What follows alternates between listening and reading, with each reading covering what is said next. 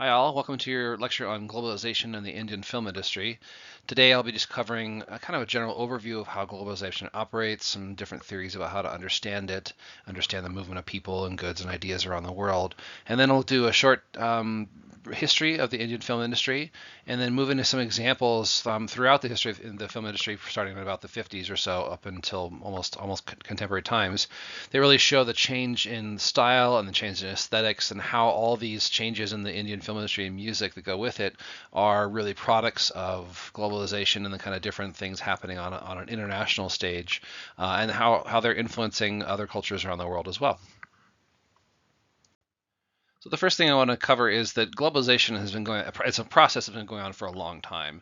Although we kind of think of it as starting in the kind of colonial age and industrial ages, the history of the world has been always intertwined. And one of the main differences here really is that while certain areas of the world have been really connected, and certainly had trade of ideas and goods and things like that, and oftentimes these older kind of archaic empires really spanned huge swaths of the globe, they weren't necessarily interdependent yet. And so that's one of the difference between kind of the older type of kind of global connectedness, but not necessarily globalization, as it kind of takes shape in the colonial and then industrial ages.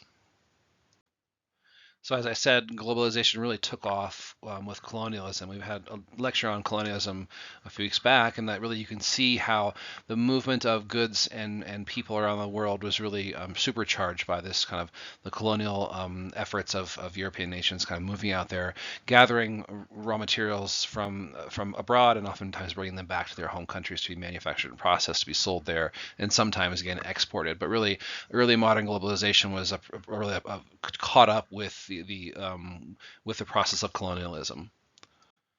So following the kind of colonial globalization, really the Industrial Revolution again supercharged things. We were able to make consumer goods, commodity goods, and ship them around the world with increasing frequency and ease. The cost for shipping things around the world went way down, and the ability for people to connect from different countries due to them increased in telephone lines, then TV, then radio, and then finally the internet has really again made really the whole world be very quite interconnected. So unlike those kind of older societies of Greece and Egypt and the Mongols and things like that. We really are a very interconnected world, and this is the kind of what the contemporary idea of globalization is this transportation, communication, all these things have increased. The goal, or some of the kind of the political goals of some people have really thought that for a long time this kind of interdependence, at least the kind of goals post World War II, was that interdependence would kind of breed stability and peace. More recently, we've seen that may or may not be true with Russia's invasion of Ukraine and the conflict between China and the United States. But the idea was this kind of the flows of goods and information and people and ideas across the world would generally lead to some sort of liberalization and stability. That certainly has happened for a lot of quite a bit of the 20th century, but again, we're seeing kind of some pushback in some different areas across the world. And really, you can imagine that as the kind of world becomes more interdependent, and more connected, the exchange of ideas, different ideas about art and culture, morality, religion, etc., it really kind of does in some places create this friction, and I think we're seeing a lot of that play out today. The friction between kind of new ideas and new people coming to different places, and the general stability of the world in terms of the ability to get around and transport goods and people and ideas around the world. There's this tension there that I think we'll explore a bit in the next few slides. So here I want to cover a few ideas about how globalization operates, and really the first idea I want to kind of just bring to you is kind of more of a historical idea. This is the idea of the center periphery. It was really based on this idea of there was kind of three different regions. There was a core, the semi-periphery, and then the very far periphery. And this is really an idea of how the globalization and world trade operated that really grew out of the colonial phase of globalization, where you have colonial powers going to their colonies and taking raw materials, and in this case think of like sugar and cotton and even human slaves and things like that. They bring those back to the kind of colony, the home country of the colony, process them, refine them, and then sell those refined goods in the country and sometimes to the rest of the world. In the colonial area, this kind of center was the source for manufactured refined goods and important ideas that then filtered out to the rest of the world. Like I mentioned, this is sort of outdated. This is an outdated theory of how globalization operates, but it did make sense for quite a number of years and was influential in how people thought about globalization, etc.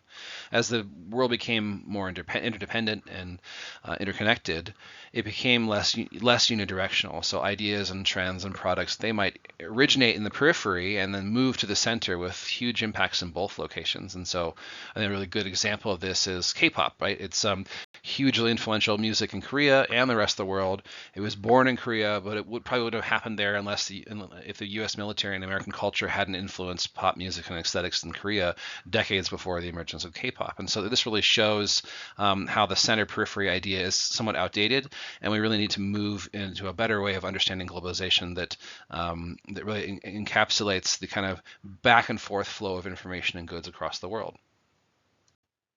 And so another way of understanding this, instead of the center periphery idea, you have a more interconnected system of flows. And there's a sociologist, Arjun Appadurai, who came up with this idea of cultural flows or different scapes, where you have things like ethnoscape or people moving people around the world, financescape moving in global capital, mediascape moving of movies and music and things like that around the world, and idioscape where there's a movement of ideas around the world.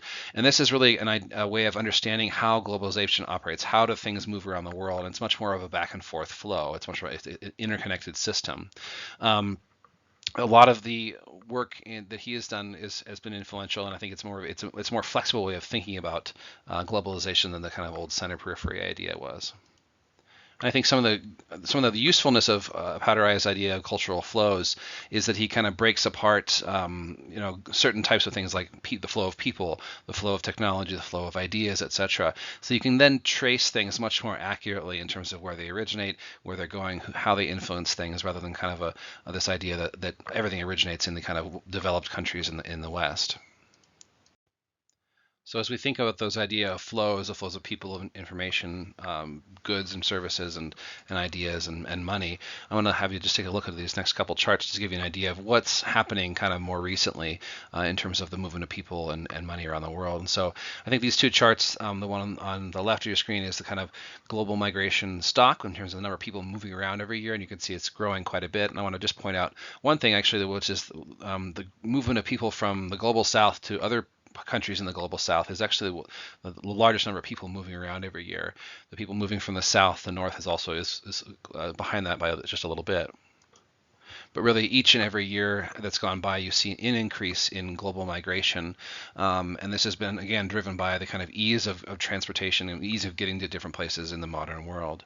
Another thing that's interesting you see is that the importance of migration for the people who are back home still, right? So the chart on the right is the global financial flow of money, and you see that the personal remittances, that this is the money that migrants make in their new country and send home to people back home, that amount has just been skyrocketing. And so now, I think 2020, it's closing in on $500 billion a year sent back home. These money the migrants send back home to their families and things like that. I think this really showcases the kind of importance of migration to the idea of globalization, and how it's vitally important for the economies in the global south. It's a different story when you come to migration from people from the global south to the global north. And I think that there you get a lot of that cultural friction going on, because I think more developed economies, in more developed economies like the United States and like in England and places like that, migrants are seen as in a different light, I guess I should say, than they are back home in the countries in the South. So even that said, while migration is seen kind of in various different lights across the world, I think it's also interesting to look at a couple more charts about how people, what the opinions on global migration, I should say. You can see in the upper left-hand corner in the United States, opinions from 1960s into 2000s. The support for migration increasing, decreasing, or keeping the same has varied, but for the most part, it's within a fairly narrow window. Right now, we're looking at about 40% of each of those categories, or 30 to 40% each of those categories. So while there has been periods of time where people wanted to increase or decrease migration, it's kind of moving in the same direction. If you look at the chart for Japan, really the numbers are quite steady. There are certainly certain parts of the world have low opinions of the kind of the benefits of migration, and you can see that in the bottom two charts, where you have places like the UK in the kind of less than 10% percent of the population think that migration has a positive effect on their country. Um, there's been a lot of talk in the media and from politicians, from people, people like nominally liberal columnists like David Brooks in the New York Times to right-wing bombasts like Donald Trump, and they talk about how globalization is failing and for the need to restrict immigration, etc. And that kind of really, in our contemporary world, gives a lot of people the impression that most of the world sees migration and the effects of globalization in a negative light. And this may be true, I think, to some degrees in the global north. Like I said, in the UK, the positive opinions on migration is pretty low, and to a degree, somewhat overall. But these opinions are really strongly dependent on where you're talking about. Like I said, if you look at the chart for Japan, the support for migration has really stayed the same for quite the last 20 years. Has really gone up and down very little. And I think if you look at support for migration in the global south, obviously people are. If you refer back to that chart on the remittances that people are sending money home, that just kind of really highlights the importance of migration for people moving from the south to the north. It is really vital for their economies and vital for their livelihoods. So while migrants may have become scapegoats in some countries, even though their economic and cultural contributions really drive quite a bit of economic growth in the North, it's undeniable to recognize the importance of global migration for our contemporary global economy. The global North, the West, etc., our economies wouldn't be nothing like they are now today if it weren't for globalization, the kind of globalization of goods and people and ideas, and the migration of people around the world moving for better jobs and livelihoods. And like I mentioned, the opinions about kind of migration and cultural globalization are really hot topics now. For many years post World War II, these kind of the processes of globalization and migration and things like that were really seen in a positive light. People were moving from where there weren't jobs to where there are jobs. They were helping expand economies kind of all around the world. And it was the idea that, at least the idea for many years, was that increases in trade, increases in interconnectedness would then make the world a more peaceful, more prosperous place. Now, of course, the last few years have maybe thrown some doubt on that idea. COVID-19, Russia's invasion of Ukraine, Chinese restriction of American cultural products, and the U.S. restriction on Chinese technology, Brexit, all these kind of things they may suggest that globalization and the kind of free flow of goods and ideas may or may not continue, or they may take a different course in the coming years. That said, despite that kind of the negative tone in the last few years, I think if you look over the trends over many decades, the process of globalization has been really profoundly beneficial to most people around the world, and really has expanded our access to goods, has expanded our access to ideas, and given people throughout the world kind of opportunities they never would have had if it weren't for the idea of, or kind of this process of globalization. So I want to turn then to how is it impacting the music industry kind of overall? And the chapter I had you read on the book had some interesting points that I want to just highlight for you before we move on. I think if you look at the process of globalization, you see a lot in the music industry itself. You have some greater consolidation in the music industry. You have a lot of record companies, etc., labels going out of business.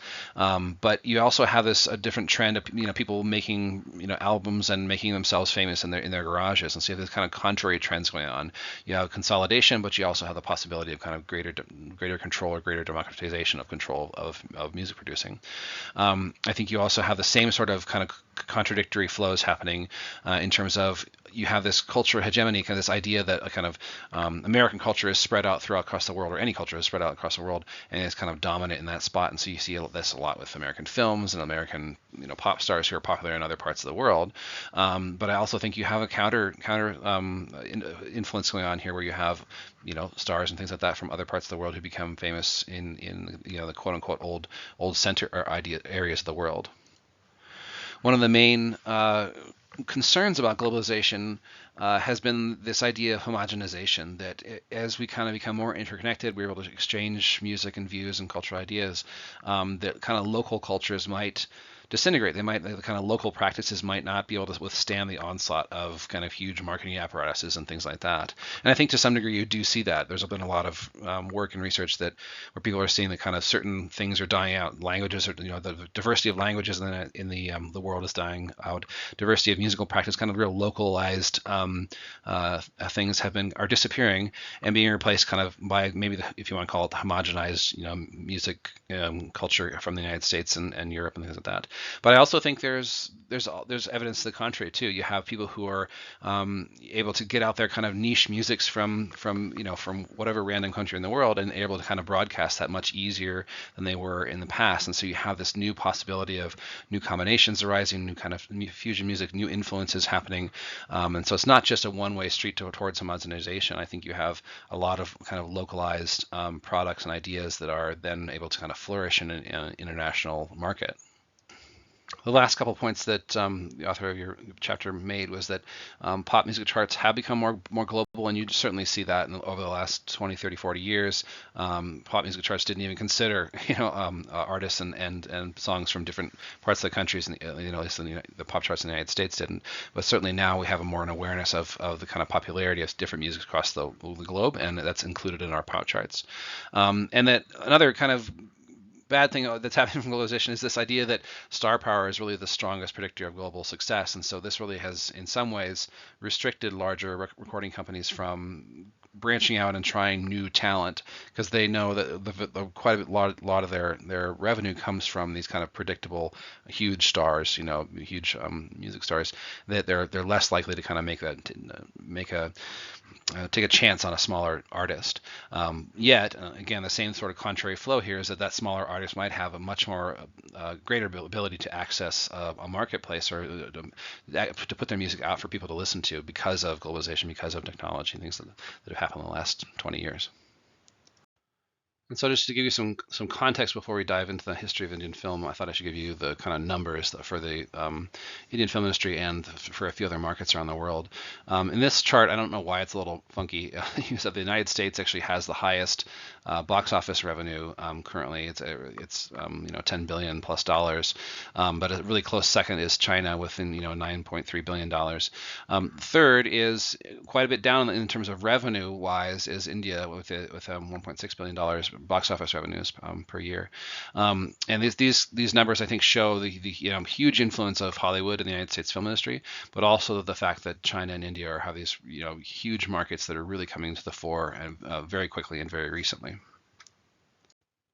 And this next chart is just, again, sorted slightly differently, where you see, again, China is still number one in terms of the number of box office admissions, but India is a very close second, and I think really will be overtaking China in terms of the number of tickets sold. And what this really shows you is that the Indian population is really desiring to go to movies. They want to go see movies. It's really kind of a whole family affair, and so you have more than one movie ticket per person in the entirety of all India sold, and this is really an astounding feat, especially if you consider quite a lot of the population is still quite rural and doesn't necessarily have access to cinemas like they do in the larger cities. And I think this trend will probably only continue as India becomes more and more populous, and China's population is, as of recent recent study has been doing, the Chinese population has actually been shrinking a bit, or their rate of growth is actually shrinking. So anyhow, just some general context about what we're talking about in terms of film. That really these markets are hugely important. Although when we think of movies and films, the box office revenues are still higher for the United States. But these other two markets are hugely influential and kind of have an enormous impact on global film watching across around the world, even though we don't necessarily see that many Chinese films or that many Indian films in the United States. That's changing in the last few years. I've noticed on Netflix I see quite a lot more Indian film industry films being highlighted there. Now, a couple more indicators of how successful the film world is and how successful the actors in that world are. Just as a kind of a list of the kind of 10 most 10 wealthiest actors out there. This is a kind of a net worth list, so it's not necessarily exactly how much they made in films, but certainly it's a combination of what they made in films, their ability to kind of kind of market themselves, market other products, etc., do advertisements and things like that. The first one here, Jamie Gertz, is probably not a name you haven't heard, but mostly because she is an actress, but she also is made a lot of her money in investing. But the second one there, Tyler Perry, who just overtook Jerry Seinfeld in terms of the the second wealthiest actor at $1 billion net worth. And you see Tyler Perry, Jerry Seinfeld, Dwayne Johnson, and down on that list, Shah Rukh Khan, and then a little farther down, Amitabh Bachchan, are two kind of Indian film stars who are among the wealthiest people in the world due to their kind of star power and their careers in the Indian film industry. And it really kind of showcases that even though the Indian film industry has a much smaller revenue kind of revenue per year as compared to the United States and China, still their star actors are still wildly popular, not just in India, but really throughout the world, and are really kind of, that's highlighted through their net worth here. In terms of the number of highest grossing Indian films, I'll give you a little list here from Wikipedia, and this is a more kind of updated list. But you can see on the far right side of the worldwide gross of what their films made in US dollars there. Probably a few of these titles you may have heard of. I certainly have heard of the third one on the list there. It's pops up on my Netflix feed again. But a lot of these titles probably we haven't really seen in India, in the United States. I think this chart is really interesting too. It illustrates one of those something interesting about the Indian film industry. Oftentimes you hear people talking about the idea of Bollywood and things like that, kind of as a counterpart to Hollywood, and that really is kind of a misnomer, because there's no place called Bollywood. It's kind of this conglomeration of different Indian film markets, and that's one of the interesting things about the industry there, is that it's not just one industry. It's not just one market. You have, films being produced in different languages by different industries in different cities, and so it's really a conglomeration of a lot of different markets going on in India. And so you have, for example, the first film there is the primary language is Hindi. The second film in the primary language is Telugu Tamil. Fourth is Kannada. So you have like these different language markets, even all kind of encompassed under the idea of Bollywood. And so that's why I use the idea of the Indian film industry rather than Bollywood, because it really is not representative of one industry. It's much more than that. It's multiple smushed together. And so now your very, very short history introduction to the kind of Indian film industry, and really, it's really from the moment that film and movies are being invented and produced, they're being produced in India almost immediately after that. And so you have the first film produced in India was in 1913. It was a silent black and white movie, and then very quickly in the 1930s you have over 200 films being produced in the 1930s in India. And the first sound film called Alam Ara was a huge commercial success. It was basically wall-to-wall music, dancing, and singing and talking. So it was really was not so much the films we're used to in the United States. Very, very early on, India, the Indian film industry was a lot about singing and dancing. That was a huge part of their film industry. As we move on through the 1940s and 50s and 60s, you have what was called the golden age of Indian cinema, and this is really when color movies became popular, and people kind of developed a set of kind of ways of producing films that became really popular for many decades, actually. So the golden era of Indian film really popularized the kind of social drama, which was really drama about the family, drama about kind of conflicts between Hindu and Muslim in India, and really very kind of a very close social examination of Indian culture. Only later on in the kind of really 2000s and things like that, you have more kind of action-oriented films and things like that. In the 1970s and early 80s, you have kind of a real desert of quality of Indian films. But so that after the social drama happened, you have more of kind of action comedy thing happened, but the quality was quite low in the 70s and 80s. And really in the 1990s and beyond, you have a revamping of the Indian film productions, where you get much higher quality, much more kind of production quality and things like that. And you have a shift in tone. No, you're not using the social drama. They're not producing social dramas anymore, but they are producing things you probably be more familiar with, action films, comedy films, dramas, etc. And as I mentioned, the Indian films vast majority of them are actually filled with music and dance. That's one of the main draws of Indian films, is a kind of inclusion of song and dance routines that is very uncommon in the West, but you find all the time in Indian films. Very early on in the kind of 1940s, you had actors who were also singers, and so you had certain people, like K.L. Sehgal and people like that in the 1940s who would actually act and sing in the movie as kind of the main star. But very very quickly that wasn't really possible to do at the scale that we need to, and so you had this introduction of these people called playback singers, and these are kind of really famous musicians who sang the songs you hear in Indian cinema, and became wildly popular and influential themselves. And so you have people like Lata Mangeshkar and Asha Bhosle, sisters, on the bottom of your screen, who are probably without a doubt, the most recorded voices in human history. They have tens of thousands of recordings for film and just music releasing as well. But you have a whole host of a whole separate almost industry, a whole that kind of supports and undergirds the main kind of production of the film, and this is the playback singers, playback musicians. I think I would say a good large portion of Indian musicians made a good amount of their livelihood in the Indian film industry, and then they would also be classical singers or teachers and things like that on the side. Another important thing to remember is that Indian films are really meant for entertainment as for the whole family.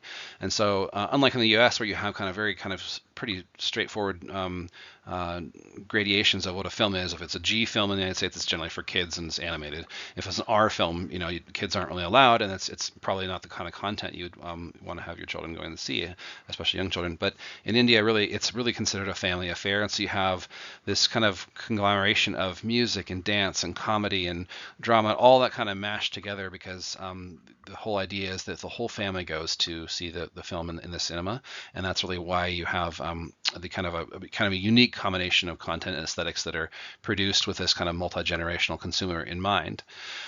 People like I mentioned Asha Bhosle and Lata Mangeshkar probably they are people who listen to their music all over the place, and the music in these films is widely influential throughout society. In my research, and I'll show you a slide in a few minutes here of people who would in the old kind of social dramas in the 1940s and 60s, there was a lot of time put towards people singing lullabies in the film to their little children in the film, and those became the most popular lullabies out there. So a lot of people who I know who are generations removed from watching these movies in the 40s and 60s still sing those songs to their children today, and I'll give you a taste of that in a second.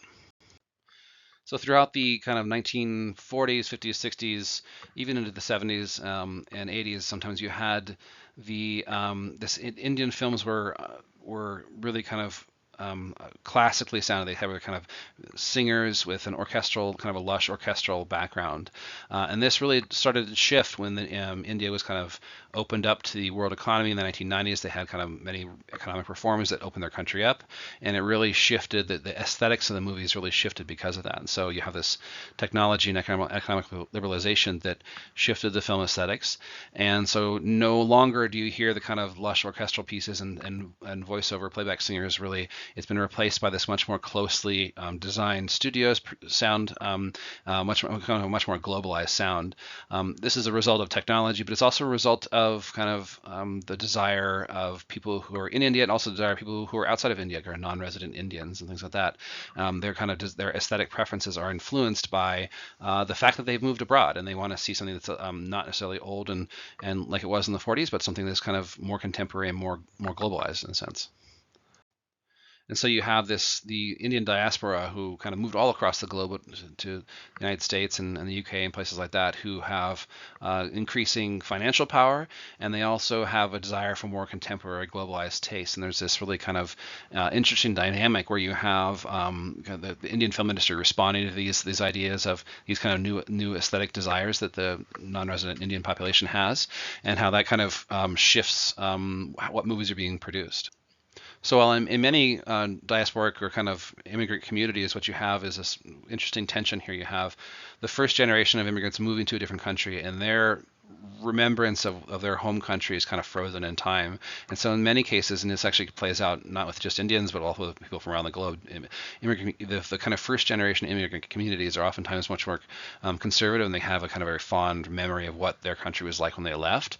And then the second generation and third generation of those in those communities really is desiring something much more global, much more contemporary. And you see this kind of tension going on in the production of Indian films as well. But really, the most important thing here is that NRIs really are very important in terms of influencing the aesthetic tastes and decisions going on for movies being produced in South Asia and in India. the idea that Indian film or kind of Bollywood has also spawned a lot of different subsidiaries. You have things like Bollywood dance classes, or that are popular with non-Indian communities. You have lots of Indian student associations at universities across the U.S. that are really kind of hip on kind of bringing Bollywood styles and Bollywood dance and music and things like that to their campuses, also in supporting classical styles as well. And so you really, with this, you see how globalization operates. You have dollars and aesthetic preferences flowing back to India. They're then influencing, decisions, producing decisions in India that are then being shipped out to the rest of the world.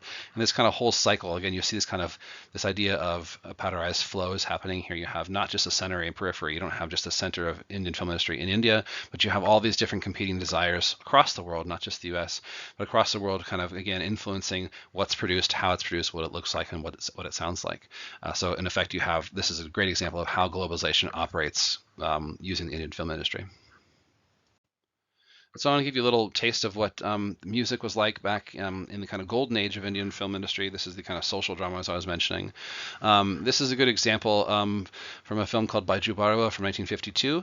And I will have you pause my talking right now and just watch the clip that I gave you and come back to the video.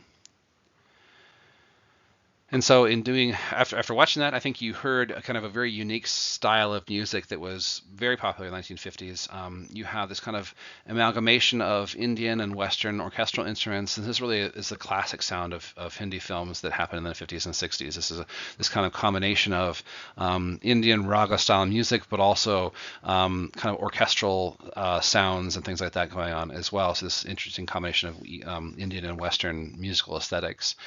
This is a really kind of cool film. It's a widely awarded throughout time. And all the songs in this film were based on classical ragas, and the plot actually centers around music and musicians from the court of the Emperor Akbar in the 1500s. But it's a really good example, I think, of the kind of the influence of the kind of early influences of Western music, but just this kind of syncretic production of Indian music in the 1950s. And I thought I'd give you one more example of the kind of classic golden era films. Again, another social drama where you have kind of the happenings between a family or families as kind of the main plot lines of the films. This is Do Biga Zameen, which is again another very awarded film from 1953. And I thought it was just actually look at just a little snippet of it from that I've linked on Canvas. Listen to the lullaby Ajari Nindya Tua, and this is really a good example of domestic scenes in this kind of social drama of film being showcased in a way that really wouldn't happen in contemporary films. It's pretty rare you'd have a female performer kind of singing a lullaby to a child for an extended clip of time. So pause there and listen to the lullaby I'm linked on Canvas, and come back.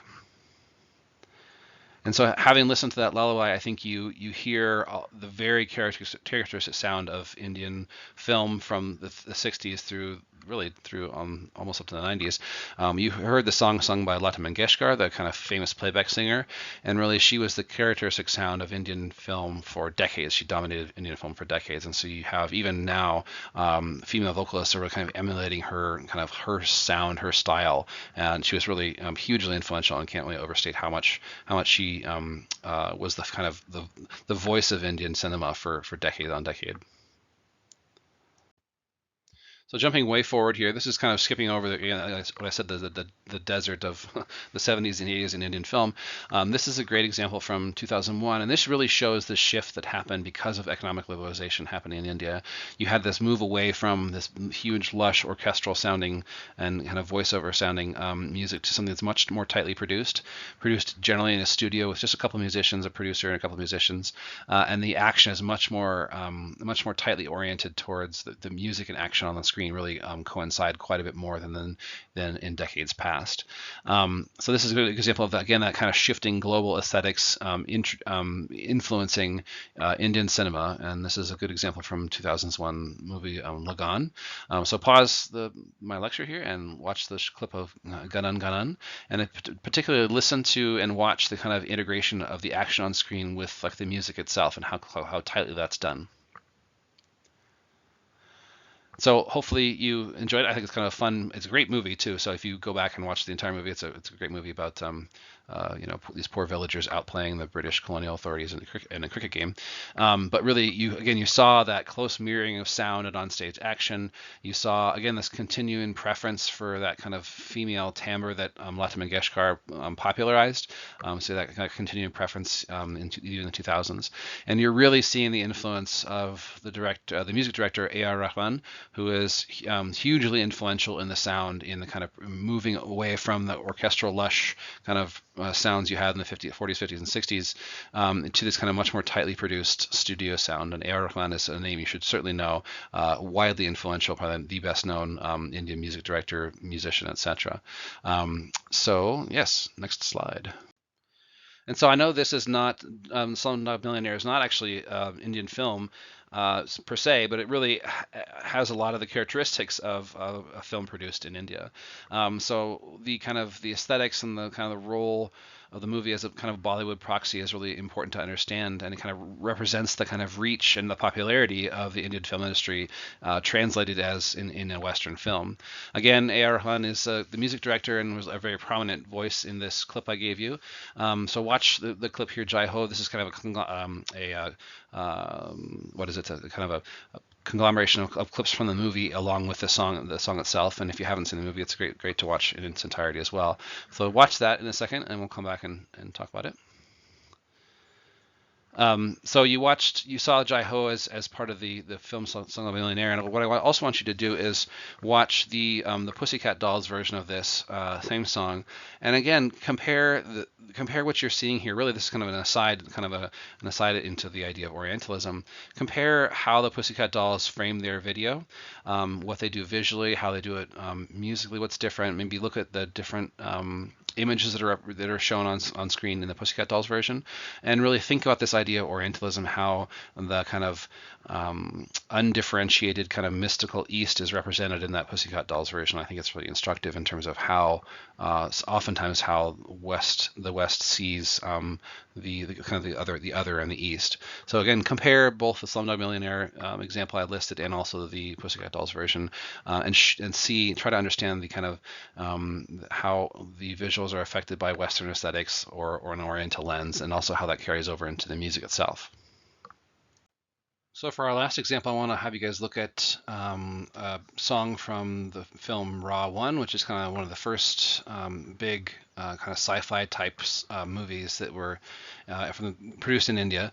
There's been a bunch actually since the sci-fi type movies since then, sci-fi, a lot of historical epics, a lot incorporating a ton of CGI and kind of that kind of thing.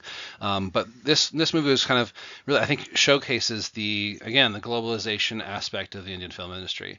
So why don't you pause right now, watch the film, listen to it, watch what's going on, and come back.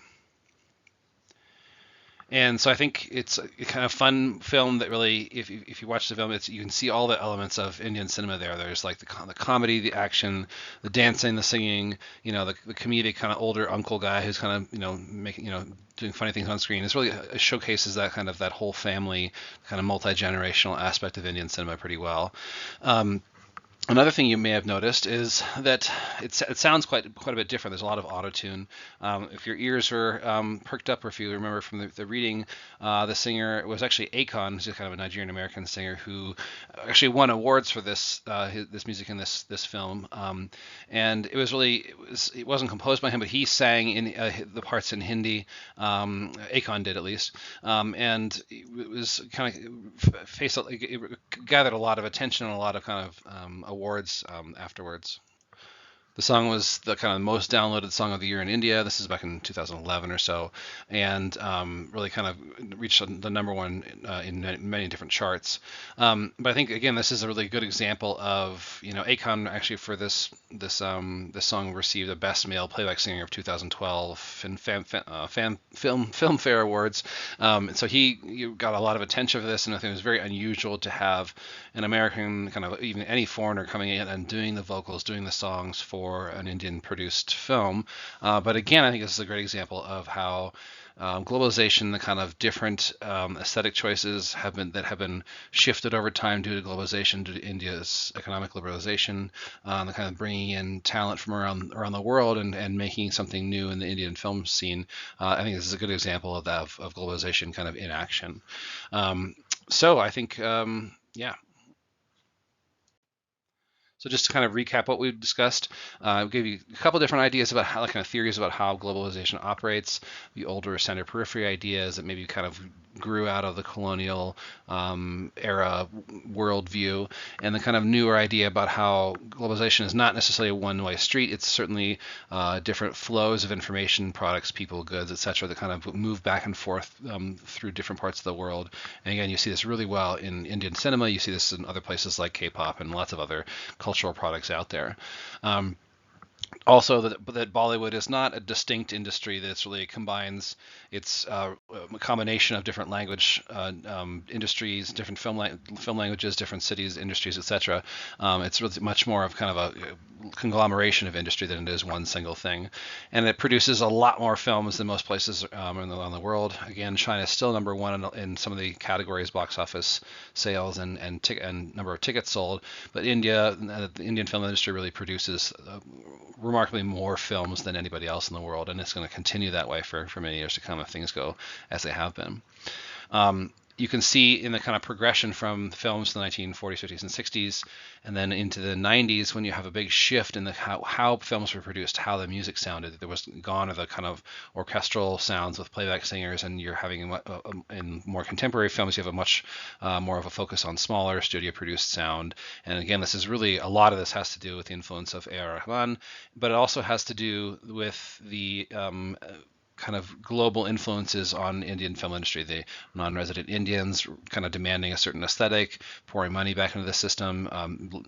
Indians who are in India, all wanting different things. So you kind of see these tensions and these flows that are due to globalization reproduced in Indian film.